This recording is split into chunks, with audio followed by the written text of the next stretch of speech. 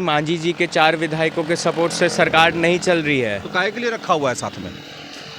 काहे के लिए रखा हुआ है साथ में भाई?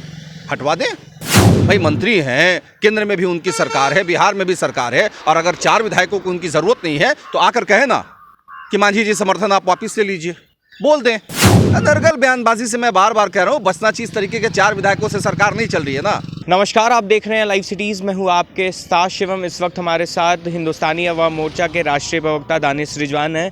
दानिश जी, बीते दिनों पहले जिस तरह से बिहार सरकार के मंत्री नीरज कुमार बबलू ने मांझी जी को लेकर जो बयान दिया था, उसके बावजूद उनका यह भी कहना है कि दानिश रिजवान आप ही लोग के बीच से गए हैं, मीडिया में सुर्खियाँ बटोरने के लिए वो ऐसा बयान देते रहते हैं। मीडिया में सुर्खियां बटोरने के लिए हमने बयान दिया है?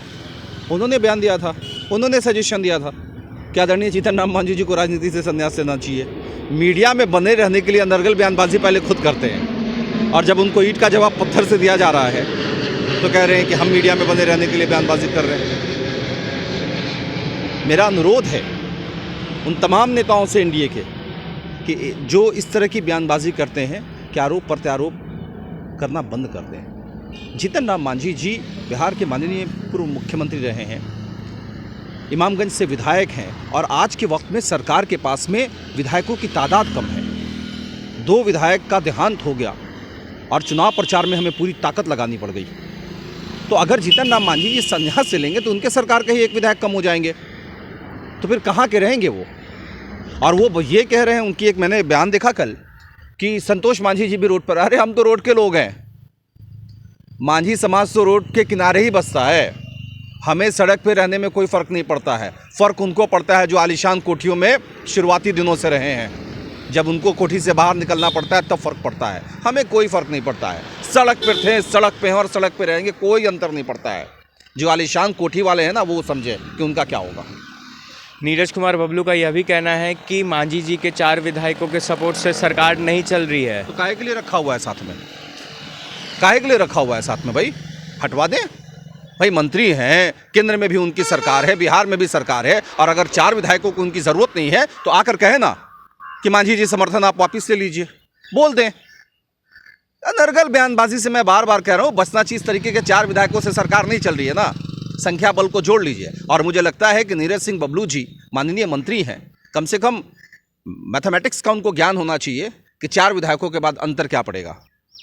2 विधायक कम हो गए थे तो पूरी की पूरी सरकार हिली हुई थी, हम लोग सारे लोग परेशान थे, और ये 4 विधायकों को कह रहे हैं उसका कोई दम नहीं है। अब इससे हास्यास्पद कुछ नहीं हो सकता है। एक आखिरी सवाल है कि यूपी विधानसभा चुनाव में आपकी पार्टी और मुकेश सहनी की पार्टी मिलकर चुनाव लड़ने वाली है। ऐसे में बीजेपी नेताओं का कहना है कि उससे कोई फ़र्क नहीं पड़ेगा बीजेपी को, वहाँ बीजेपी दोबारा ही आ रही है।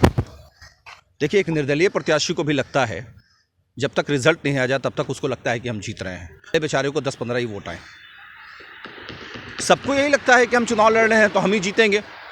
भारतीय जनता पार्टी को भी लग रहा है, हमको भी लग रहा है कि हम गठबंधन के साथ जाएंगे, लड़ेंगे तो जीतेंगे। लेकिन अभी हमारा और वीआईपी का जो गठबंधन है इनिशियल स्टेज पर है, बातचीत चल रही है। उम्मीद है कि पूरी मजबूती से हम वहाँ चुनाव लड़ेंगे, और लड़ेंगे ही नहीं, सत्ता में काबिज होने की पूरी ताकत लगाएंगे। पर क्या लगता है कि जिस तरह से बीजेपी नेताओं का कहना है कि बिहार में आप लोग चारों दल साथ में हैं, यूपी में अलग अलग चुनाव लड़ रहे हैं, तो इससे बीजेपी को कुछ नुकसान होगा?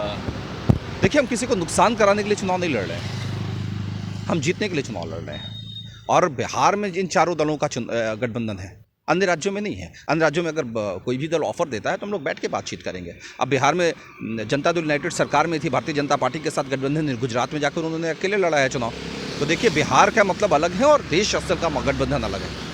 इसलिए बिहार के चुनाव को और गुजरात के चुनाव या उत्तर प्रदेश के चुनाव को एक साथ जोड़कर देखना कहीं से ठीक नहीं है। तो आपने हिंदुस्तानी अवाम मोर्चा के राष्ट्रीय प्रवक्ता दानिश रिजवान का बयान सुना। उन्होंने साफ शब्दों में कह दिया है कि अगर हमारे गठबंधन से भारतीय जनता पार्टी को दिक्कत हो रही है तो हमें इस गठबंधन से बाहर क्यों नहीं कर देते हैं। अब देखने वाली बात यह होगी कि जिस तरह से बिहार सरकार के मंत्री नीरज कुमार बबलू ने पूर्व मुख्यमंत्री जीतन राम मांझी को लेकर बयान दिया था, जिसका जवाब आज हिंदुस्तानी अवाम मोर्चा के राष्ट्रीय प्रवक्ता दानिश रिजवान ने दिया है। तो ऐसे में अब बीजेपी की तरफ से क्या कुछ प्रतिक्रिया निकल कर आती है। बहरहाल अब बने रहे हमारे साथ। अगर आपने हमारे चैनल को सब्सक्राइब नहीं किया है तो जल्द से जल्द सब्सक्राइब कर ले। धन्यवाद।